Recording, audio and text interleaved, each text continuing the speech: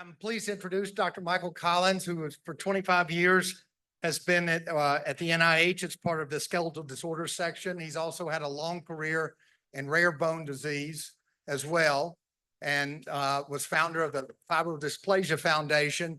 He's going to go over with us today some of the issues related to rare bone diseases. And I think the important thing is these are not just rare diseases, they're rare diseases with treatments. And so it's incumbent upon all of us to recognize them as well. Thank you, Dr. Collins. Thank you very much. Thank you for that introduction. Mike, thank you for the invitation to come here and speak. And for the record, I'm running behind, so I might have to take it back on the other end. Anyway, so let's see, how do I advance? Here we go. Here are my disclosures. And by way of background, so definition of a rare disease, less than 200,000 cases in the United States. There are literally thousands of rare diseases, and there are really over 500 rare bone and mineral diseases as well. And since 1 in 10 people have a rare disease, that's about 3 million individuals in the US with rare diseases. In the last decade, there's been an explosion in rare disease research and treatment. And this is due primarily to decreased cost of sequencing. So now we're able to make the diagnosis, and the ability to develop drugs with in silico modeling of drug modeling and molecule modeling has led to new treatments. That's shown here. This is rare disease publication and drug approvals between 1987 and 2018. 91 drugs were approved in 2018 and 22 in the EMA. And this has really become a huge market. And I think that's part of the reason why we have some of the good support that we have at this meeting. And I want to thank the companies that are supporting this. You'll notice that many of them are rare bone disease drugs. Okay. So that's right. Okay, here we go. All right. So when I started 25 years ago, this was the menu that we had to offer patients. And this is the menu now. And this really isn't even a complete menu. Obviously, in the amount of time that we have, we can't talk about all of these. I will, though, I hope, be able to get through all of these because some of them are twofers. And I will speak in this way. Oops, sorry. There will be 3 categories: calcium disorders, phosphate disorders, and skeletal dysplasias. And I'm going to start with calcium disorders and give this by way of introduction, which we can go through quickly with this group. So blood calcium is maintained by 4 organs shown here: the parathyroid, the kidney, bone, and the gut, by parathyroid hormone signaling, and by calcium sensing receptor signaling is the simple way to put this. Causes of hypoparathyroidism: about 70% are post-surgical hypoparathyroidism. There are a number of genetic disorders of parathyroid formation and gland secretion as well. The 2 most common are shown here: autosomal dominant, which I'll speak about in this talk, and DeGeorge syndrome, which I won't speak about. In terms of hypoparathyroidism treatment, there are 2 things we're really trying to do. One is to keep the blood calcium up to prevent symptoms, and at the same time to avoid hypercalciuria and kidney damage. The former, keeping the blood up, is pretty easy. You give enough drugs, you can get the calcium up. The problem is keeping the urine calcium down so as not to cause kidney damage. And I'm just going to, this is actually a very interesting and emerging and evolving market. And you'll hear about some of the new treatments here by other speakers as well. But I'm just going to go through some of the highlights of treatment of hypoparathyroidism. So conventional therapy, calcium calcitriol, keeps the blood calcium up, not the urine calcium. PTH 1 to 34 off-label will keep the blood calcium up. Twice a day or 3 times a day treatment with PTH will not keep the urine calcium down. Pump therapy may be able to keep the urine calcium down. PTH 1 to 84 Natpara is soon to be off the market completely around the world, but it did not really keep blood calcium down, urine calcium down either. Now, this is the exciting part. There's a lot of drugs that are in development and very close to being approved or on their way to being approved. So the first is TransCon PTH. It does a great job at keeping the blood calcium up, and the evidence is that so far it keeps the urine calcium down as well. It's been approved by the EMA for use in Europe, and it comes up for review again or re-review by the FDA this month. So we should know about that soon, and that should probably be available for treatment in the US soon. Long-acting PTH, which is a PTH-PTH-RP chimeric. That also early evidence shows that it keeps the blood calcium up and also keeps the urine calcium down. It's been fast-tracked and the phase 3 trials are ongoing now. The other encaleret, which is primarily for autosomal dominant hypocalcemia type 1 or for calcium sensing receptor mutations. Early published data show that it also keeps the blood calcium up and protects against hypercalciuria. It also has been fast-tracked and is in a phase 3 trial now. There's also very early emerging information for that in terms of post-surgical hypoparathyroidism, which it also seems to have the effect of keeping blood calcium up and urine calcium down. That's a phase 2 trial that's going on right now. And all of the new drugs, this would be the only oral medication available. The final point I want to make about hypoparathyroidism is the bone. So the X-ray, the CT scan on the right was of a patient who we saw at the NIH who was treated for 14 years with short-acting PTH, and this is what her skull looked like. So short-acting PTH, anabolic doses of short-acting PTH really do have a super anabolic effect on the bone to make the skull look like osteitis fibrosa cystica. So this is what we have to find.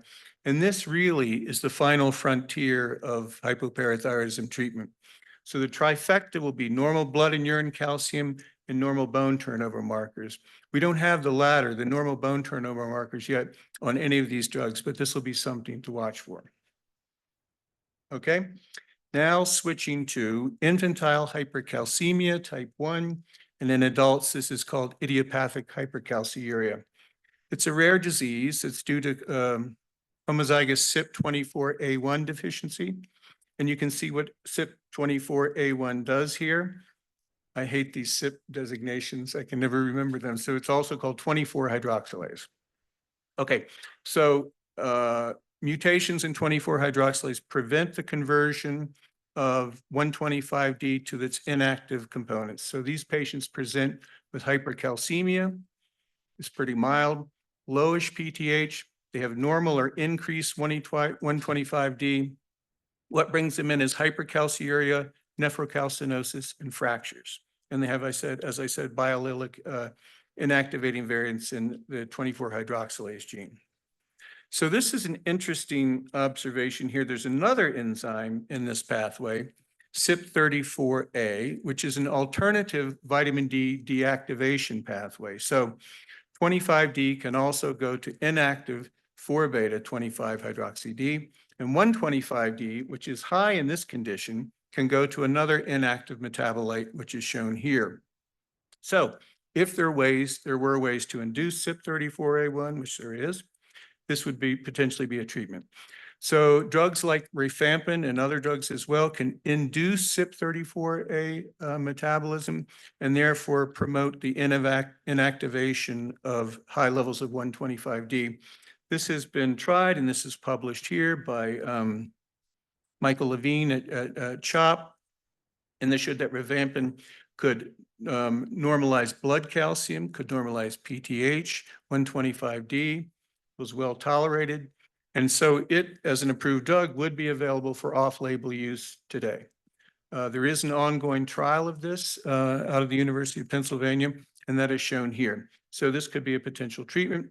Other drugs, as I said, can also affect this pathway, one of which is ketoconazole. It could have a similar effect, but it seems to have more side effects.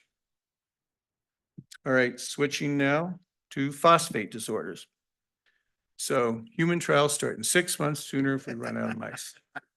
Not really. Okay. So really, we're talking about FGF23 here, and there'll be other talks about this here at the meeting as well. So these are the hypophosphatemic disorders, and this is what the profile of these patients look like. Low phosphorus, low tubular reabsorption of phosphate, high FGF23, lowish or low 125D, normal or highish PTH. Often these patients develop secondary and tertiary hyperparathyroidism, and the blood calcium is usually normal. the yin and the yang. These are the patients with hyperphosphatemia, FGF23 deficiency. And you see they have very low intact FGF23, high C-terminal FGF23. And I'll talk about those two assays in a second. Phosphorus is high. The calcium, because of the elevation in 125D, can tend to be high. And these patients have a high calcium phosphate product, which is probably the major contributor to soft tissue calcification, including vascular calcification. So just a word about FGF23 assays. There are multiple ones available. The so-called C-terminal assay actually measures both intact and C-terminal FGF23. This was sort of the first generation assay that we had, and it's the one that's still probably the most commonly used. The intact assay, which is a better assay for a number of reasons, is shown here. It detects only intact FGF23. So you can see for a condition like this, for hyperphosphatemia, it would be useful to have measurements of both, because you'll see that the C-terminal FGF23 is quite high, and that can help in the diagnosis. All right. So FGF23, it's made by bone cells. Its mechanism of action, it circulates, and it acts at sensitive tissues, and one of which is the kidney.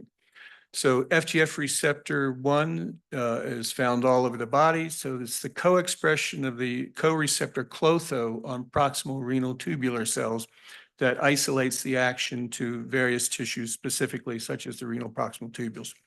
The effect is that it lowers blood phosphate and lowers blood 125D. These are the primary and most of the disorders of hypo and hyperphosphatemia that are related to FGF23.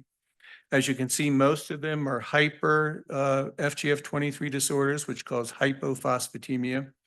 The genes that they're associated with here are shown, and the levels of FGF23, relatively speaking, are shown.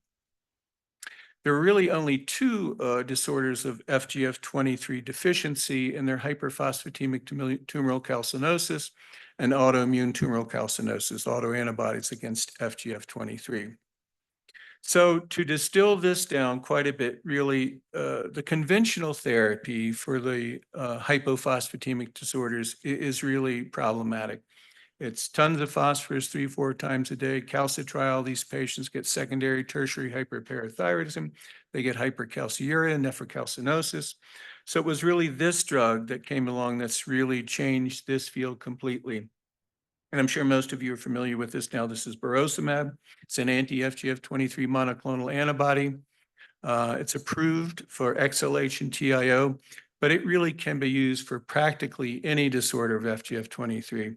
And I have an important asterisk there. It says, except for autosomal recessive hypophosphatemic rickets type 2, ENPP1 deficiency, which I'll show you about later. But anyway, this drug, other than that, will work for all of these disorders. We've had great luck getting it approved for conditions other than this.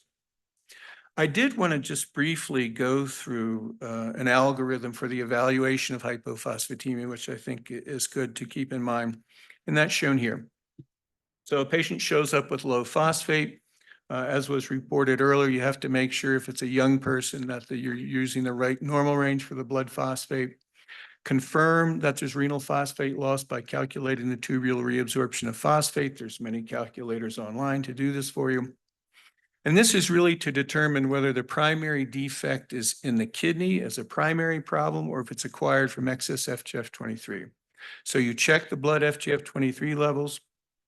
And if the blood FGF23 levels are low, then it's not an FGF23 mediated disorder, obviously. The defect is in the kidney.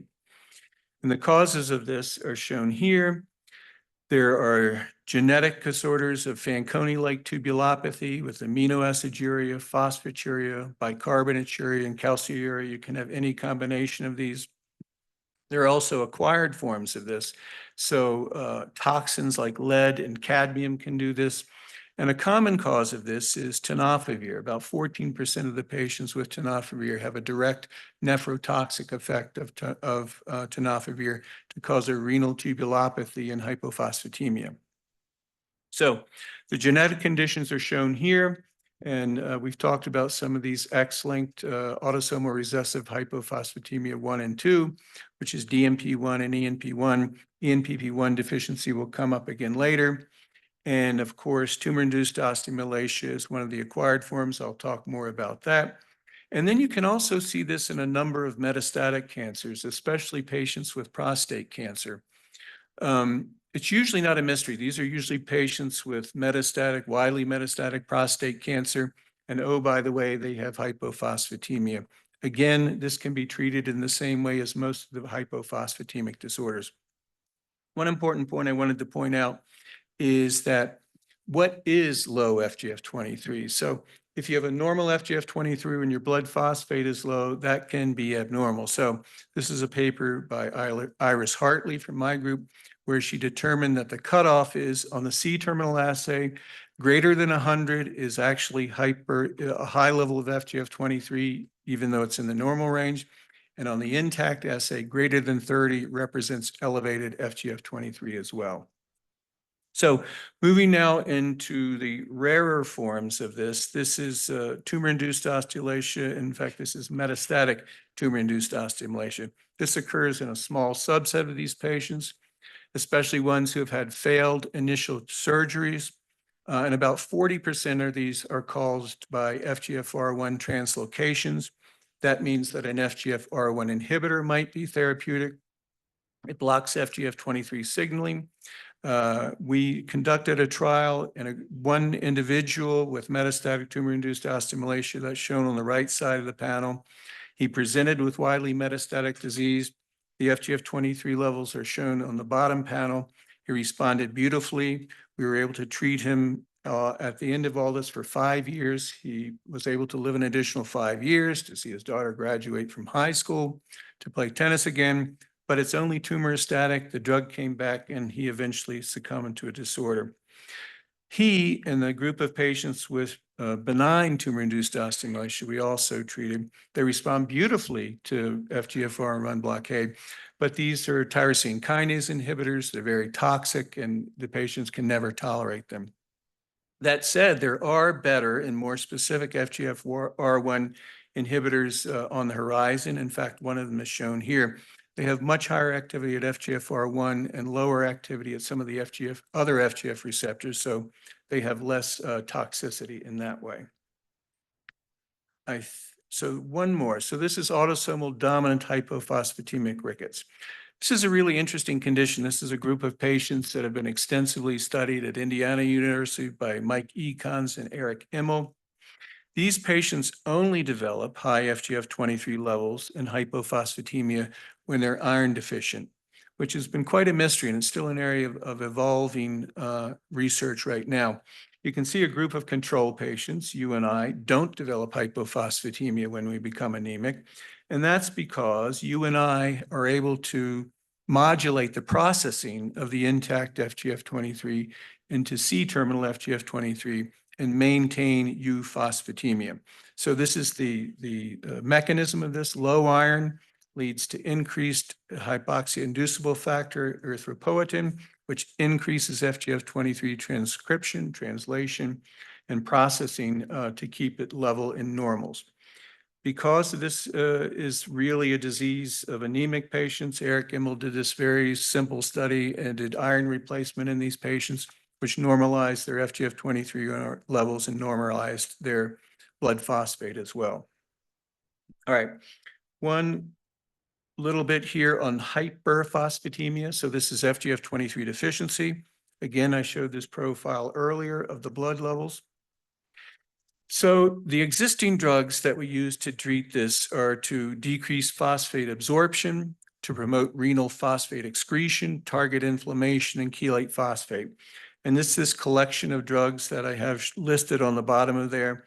And in some patients, we've actually tried all of these drugs at the same time, and they seldom work. So this is a condition for really there aren't any good treatments at this time. There's some emerging therapies, though, which are exciting. And that is to inhibit GI phosphate absorption. There is an approved drug that could potentially do that, tenapanor. We've never tried it. We've tried it in one patient, and it did seem to be effective. We had tried to do a trial with this, but couldn't get support to do that. Nonetheless, it's something that could be tried in these difficult to treat patients. FGF23 replacement would be logical. This is in the early preclinical stages at Ultragenyx. And there are a number of companies who have developed sodium phosphate co-transporters, which could promote renal phosphate excretion and lower phosphate levels. So hopefully this will be something of the future. All right, so I want to talk about alkaline phosphatase, hydroxyapatite, and pyrophosphate. So this is the structure of hydroxyapatite. This is the primary building block of bone. It creates a crystal like this. The session is closed. The network connection was closed. Oh, still got it. Retry. Connecting. Connected. Great. Okay. So hydroxyapatite crystallizes. The crystal propagates. The crystal propagates. Not working. There we go. Okay, very good. So, and this is the hard stuff that makes up bone. This is the stuff that intercalates between the collagen fibers, and this is what makes your bones hard. So, a very, very interesting, very, very important molecule is pyrophosphate. So this is the structure of pyrophosphate shown here. Pyrophosphate gets incorporated into the hydroxyapatite crystal, and it poisons propagation of the crystal. So pyrophosphate is in fact the major physiologic inhibitor of calcification. This is what keeps you and me from calcifying our blood vessels, from calcifying our muscles after we get trauma. It's an extremely important molecule. I like to think of it like the clotting cascade. So the clotting cascade is ready to go forward at any time, and when you need it, you get a clot. Calcification is somewhat like that. Calcification in some ways is a default process, and it's really pyrophosphate that inhibits the propagation of this. So this is where alkaline phosphatase comes in, because this is what alkaline phosphatase does.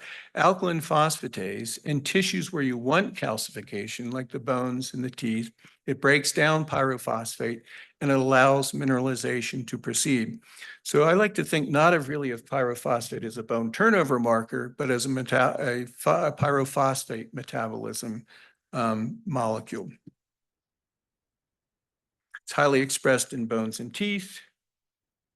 And just by way of additional information, it's also bisphosphonates are analogs of pyrophosphate. And this is how they get into bone, is they're incorporated into the crystal of hydroxyapatite.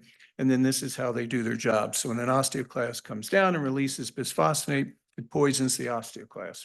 And it's because it's an analog of pyrophosphate that these bisphosphonates can do that. Anyway, that brings us then to this rare disease of hypophosphatasia, which we've heard a little bit about. Hypophosphatasia is alkaline phosphatase deficiency. You could also think of it as pyrophosphate excess because of lack of alkaline phosphatase activity. Low alkaline phosphatase, TNASALP, it promotes pyrophosphate breakdown, and without it, you get osteomalacia. Again, I think there was a very nice talk the other day where you have to think about patients who have been treated with antiresorptives who could also have low levels of alkaline phosphatase. Because alkaline phosphatase is involved in the metabolism, a number of molecules, including B6, so an increase in B6 is another way to diagnose hypophosphatasia. And of course, now the ultimate way we can do this is by gene sequencing as well. Adults with milder forms will often present with metatarsal fractures. And so how do we treat this? Well, in the severely affected patients, it's easy to say, this is a life-threatening condition. And this paper by Michael White that was published in 2012, which for me was one of the most dramatic things I'd seen in my career of a medication that saved lives. It was really something. But what about your 65-year-old who has a metatarsal fracture? You're going to try and get insurance to pay for up to $1 million a year to treat them? I don't know. Anyway, if you can, good luck. I understand that our friends at Alexion have a new drug that's in the pipeline. The data should be available in 2025, and it may address this issue of cost. So if we have a condition of high high pyrophosphate, we also have conditions of low pyrophosphate. And this is generalized arterial calcification in infancy. 50% of these patients, these kids, die in infancy. Those that survive, oh, okay, yeah, no, that's right. So this is how this works. So ENPP1 is a membrane-bound enzyme that, using ATP, generates pyrophosphate. So ENPP1 is essential for the generation of pyrophosphate. And when you have pyrophosphate, you inhibit mineralization. So in the absence of ENPP1, you get overcalcification, and you get calcification of the blood vessels, as was shown in this infant here. That's not an arteriogram, that's calcification of the arteries and the vessels. Now, this is the one condition where I said where you can't use FGF to treat this condition. So of those patients who survive into childhood by mechanisms not understood, 100% of them develop FGF23 excess and hypophosphatemia. This is the one time you can't use burosumab, because burosumab will actually make this worse. So don't do that. Okay. So actually, we're doing okay for time. We're moving now into the skeletal dysplasias, everyone's favorite. There's like 500 skeletal dysplasias. We're only going to go through 100. No, I'm just kidding. There's already been some talk about osteogenesis imperfecta. And as was stated, about 85% of these are due to collagen A1. Again, you can get up to types 1 to 10. I think there's, I don't know what, 13, at least 13 OIs right now. So we won't even go there. Anyway, bisphosphonates have been the standard of care. Our friend stated earlier that the bisphosphonates have been well studied in OI. I would counter that argument. It was the fact that appropriate studies were never done in the beginning. They never did controlled trial with bisphosphonates in OI, so we really don't know what their true efficacy is and how good they will. Nonetheless, every patient with OI is going to get bisphosphonates. So, all right, what about anti-rank ligand denosumab for this? We'll talk about sclerostin antibodies and anti-TGF-beta as well. Okay, what's the state? Because bisphosphonates are anti-resorptive, so the extension of this will denosumab, a more potent anti-resorptive, be even better. So here's where we stand with that. So there was this very nice systemic review of denosumab and OI that was shown, I have shown here. It was inconclusive. It may be useful for, denosumab may be useful for type 6 OI because there's increased rank ligand in that. Amgen started and stopped 2 trials for denosumab, one in children and one in adults, and both were terminated due to calcium derangements. And this brings us to the point, and this was part of what was talked about earlier, and I'll say that the use of denosumab and the rebound that you get with denosumab in rare diseases is really quite different than what we see in osteoporosis. When you have high bone turnover, it's a completely different ballgame, and I'll show you that.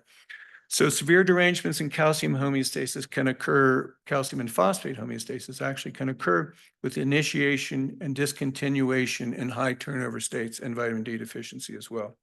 Again, I think this slide was shown earlier. We've known this from the very beginning that you get this rebound. The bone turnover markers go above rebound.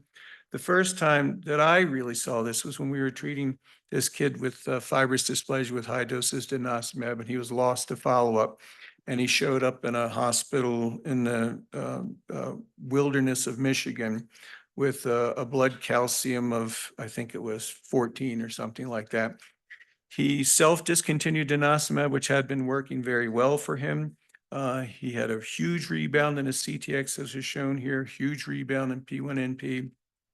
And you can see what happened with his blood calcium.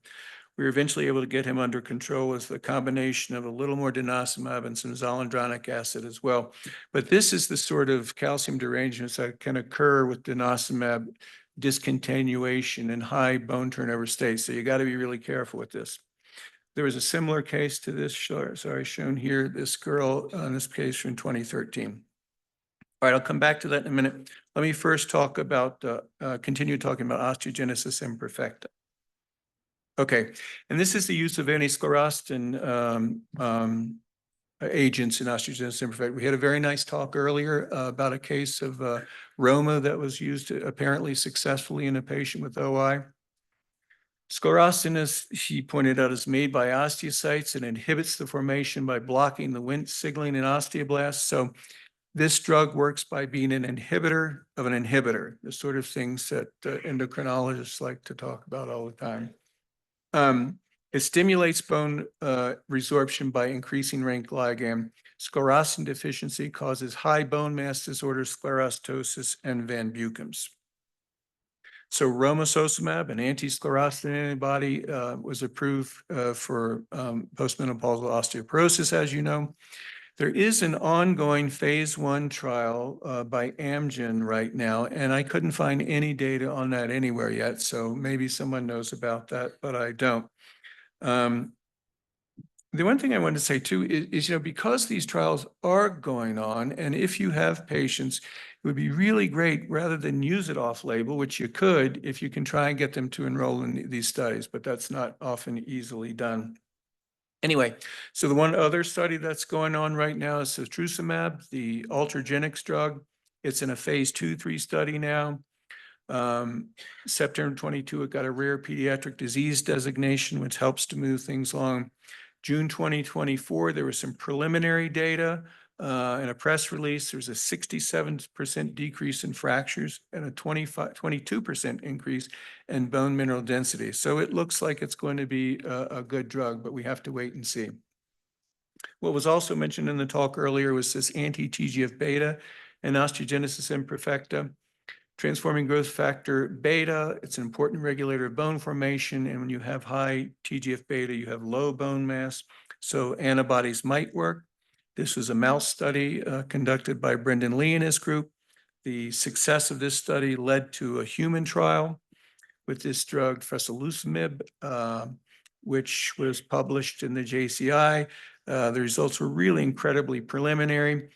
I understand now that's under development by Sanofi, but I couldn't find anything in terms of studies anywhere right now.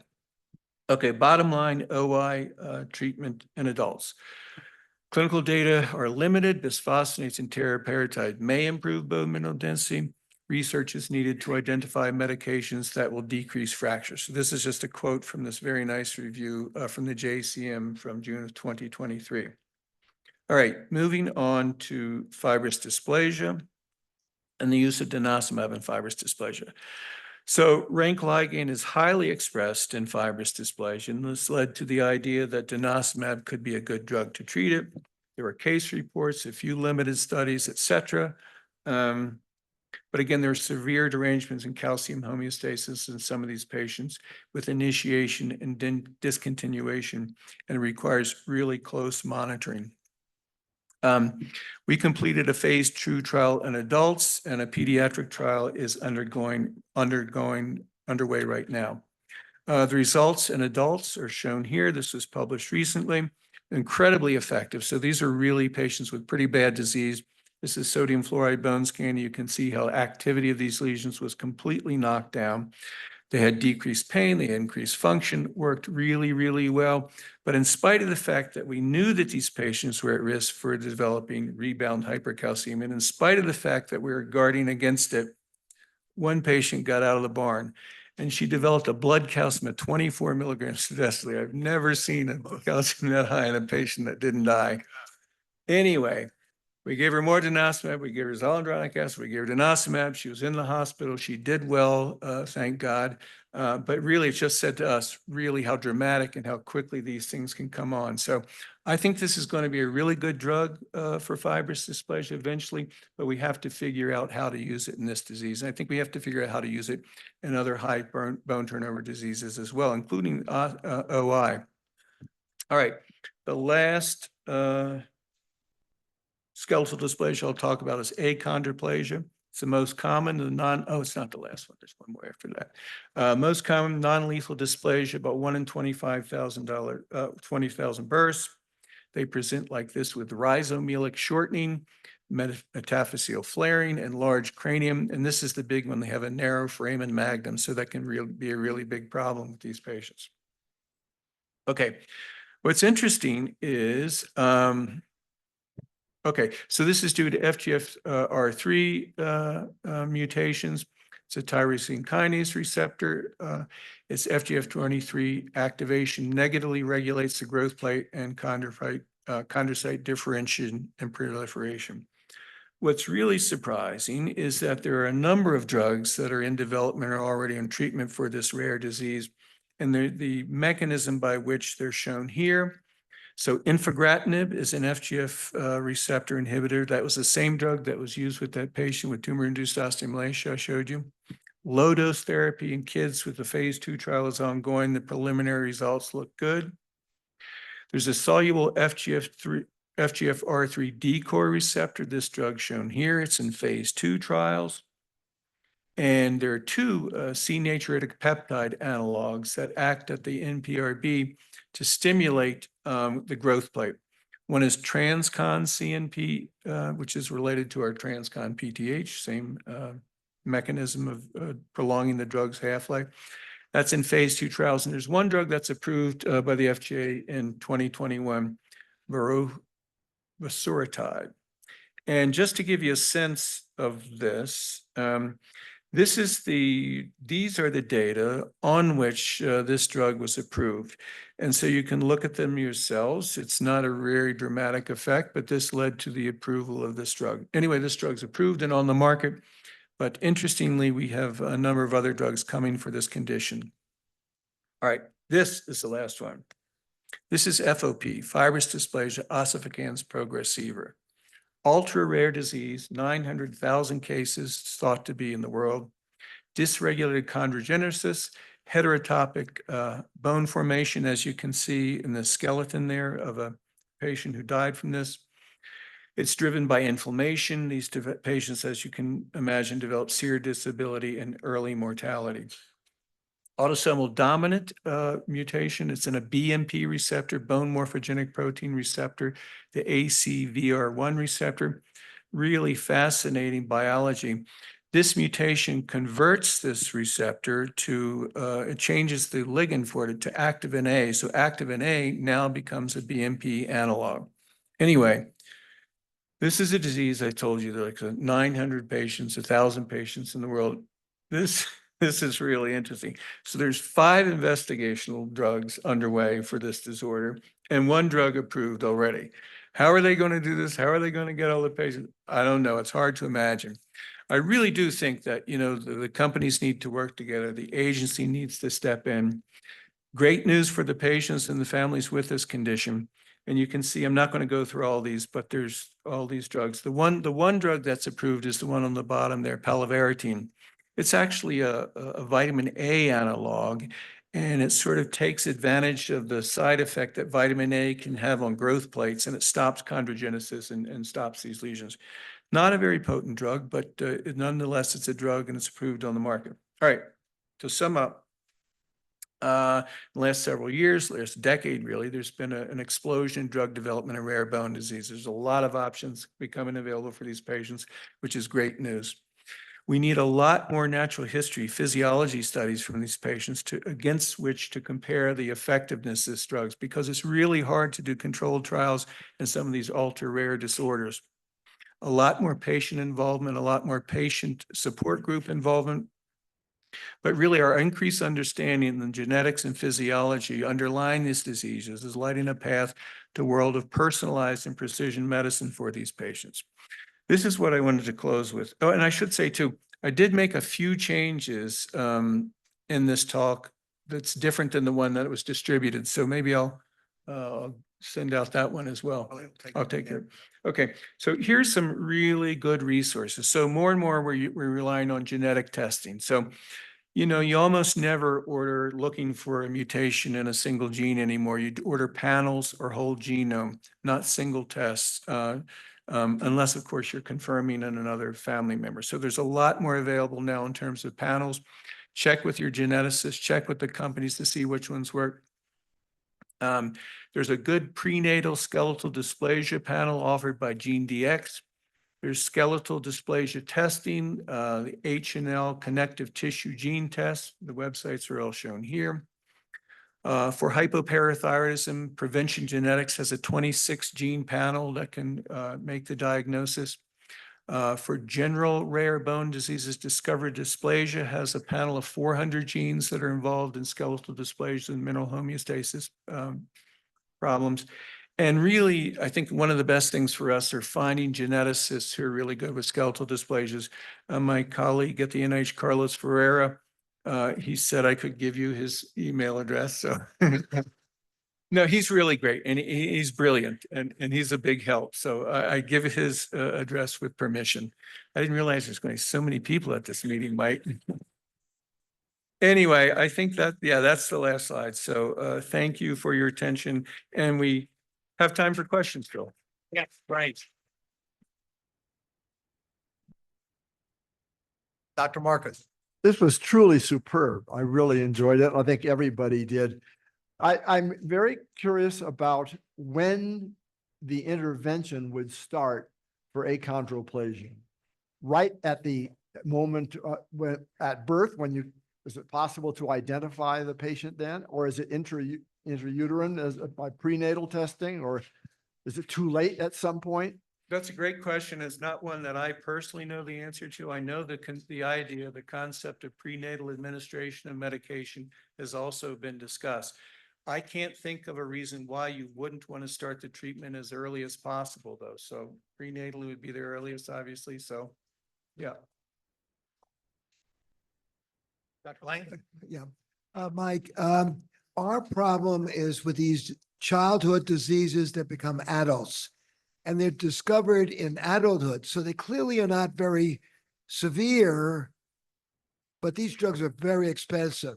So what is your strategy of when you're talking about putting them on these things for life? That could be 40 years, or when they're going to have a intervention that requires bone healing, such as a fracture or some elective procedure such as a spine, when you really need it there rather than doing it all the time? Well, that's obviously a great question. And the answer to that is not necessarily simple. The answer is, generally speaking, you have to individualize it to the patient. I mean, we see all the time in these genetic diseases, one sibling. In fact, we even see this in orders where the families with high levels of consanguinity, where the basic genetic background is very similar. One patient with terrible disease, sibling with hardly anything. How do you explain that? You can't go into it with this simple-minded approach. I'm going to give everybody this drug. You know, again, I gave the example of patients with hypophosphatasia who presented at age 65 with a metatarsal fracture. Can you treat them with $1 million a year drug? I don't know. The other point you make too, and this is where the importance of these natural history studies come in. If a patient has evaded diagnosis into adulthood, and especially later adulthood, the fact is they don't have very bad disease. So you're not going to treat them the way that you treat a 10-year-old who has horrible disease. So you're not going to give this 60-year-old who has mild disease, you know, $1 million treatment a year. So again, you have to individualize the treatment. You don't say this disease, this treatment, this disease, that treatment. You really have to individualize it, and especially with these rare genetic disorders, I'd say. Go ahead.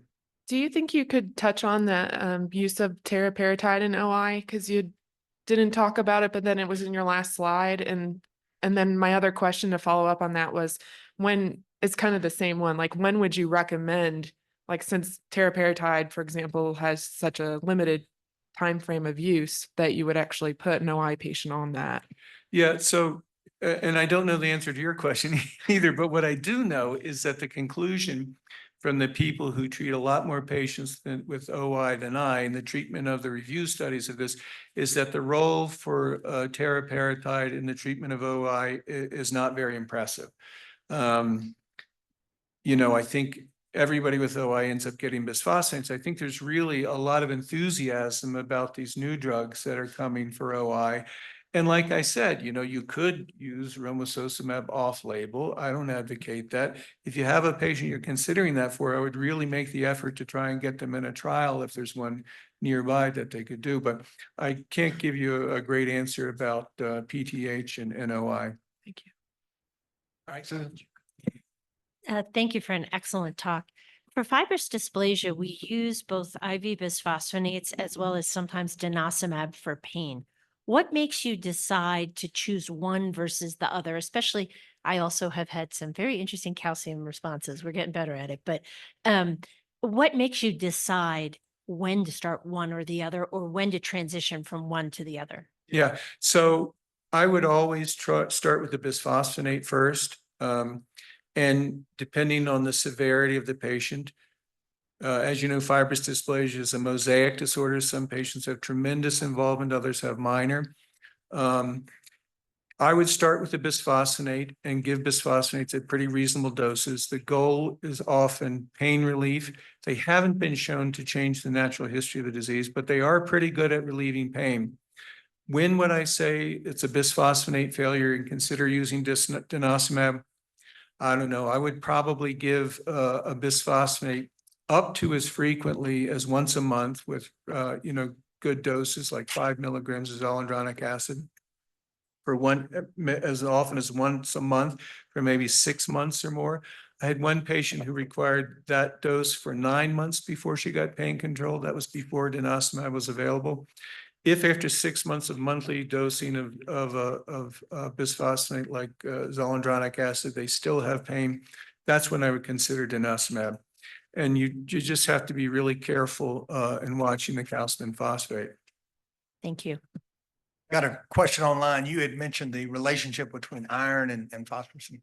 The use of iron infusions with ferric carboxymaltose. Can you say anything about that mechanism? Yeah, no, so I can't tell you about the mechanism because it's not really understood. So there's a number of iron preparations available for infusion for people with iron deficiency. And one of them, the carboxymaltose that was mentioned, has shown to have associated with it at very high rates, pretty severe FGF23 mediated hypophosphatemia. Mechanism of that remains quite a mystery right now. Genetic, though. No, it doesn't seem to be genetic, not genetic, and which is a good question because of the ADH problem. But yeah, I don't know the mechanism of it. Just don't use that drug. Lynn, Lynn Kohlmeyer, Spokane, Washington. I didn't get to tell you where I'm from. I'm proud of that. Similar to Susan Bucata's question, one question, but two patients. So I don't have very many fibrous dysplasia patients, but when I just treated with Zol, felt incredibly worse. We waited 3 months. I didn't redo it because she won't let me. She's in her 50s, so I'm afraid to start DMAB forever because it sounds like I would have to. And then my other patient has fibrous dysplasia in her skull, and I haven't treated her yet, and she's in her 30s, so I've never seen that. Well, does the one with the bone disease in the skull have pain? Yes. Yeah, so you would try it for pain. My anecdotal experience is that the skull bone pain is less responsive to bisphosphonates, but I'd still try it. To the increased or feeling worse with the bisphosphonate, that wasn't just the typical acute phase reaction that we get it. No, it was at her site where her rod is. Oh, that's interesting. I'd try and make the case to her that was a sign that it was working and really push her to try it. So, I don't know, maybe a good analgesia while you're working. I do seriously think that probably represents the fact that it's working. I think it might represent the fact that, the bone that these hardware is put into in patients with fibrous dysplasia is terrible. So maybe it's actually helping to form bone there, and that can be painful sometimes. You need to convince her to keep trying. you've mentioned denosumab a lot in various conditions. Have you seen it in Gorham's disease at all, which is kind of a weird lymphatic bone problem? Yeah, so we have so Gorham stout disease is a lymphatic neoplasia. These patients develop collections of neoplastic lymphatic tissue and bone, which resorbs bone. It's also called disappearing bone disease, as you know. It's a dramatic condition. Whether or not osteoclasts play a big role in that is not clear. I've only seen a few biopsies of it, and there are a lot of osteoclasts in there, which is one of the reasons why bisphosphonates had been advocated for the use in Gorham's patients. We have one patient in whom we tried denosumab, and he did quite well. Would he have done, I don't know if he did better than he would have done with the bisphosphonate. So it can be used. Get calcium swings or not so much? Not so much, because typically it's not such a massive disease. There's not such high bone turnover in that condition. Benny. Yeah, Bente Langdal, Denmark. It's just a service information. There is actually an ongoing trial in OI, adults with OI, comparing teriparatide with usual treatment. So we randomized more than or almost 300 patients, and the study ends in November. After 3 years, at least 3 years of therapy. So hopefully we'll have some results next year about if teriparatide is Very really good. good in Yeah, OI. no, thank you so much. I missed that then. Thank you for letting me know. The questions? Thank you so much.